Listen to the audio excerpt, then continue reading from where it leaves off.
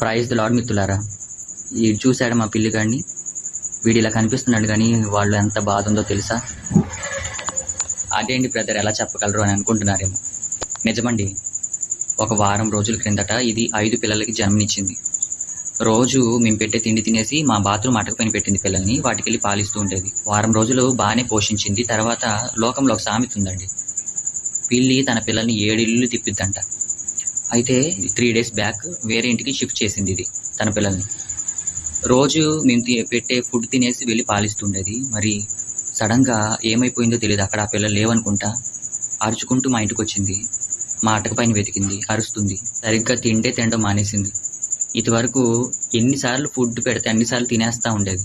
ఇప్పుడు కనీసం రోజుకి 1-2 సార్లు తినడమే గగనం అయిపోయింది.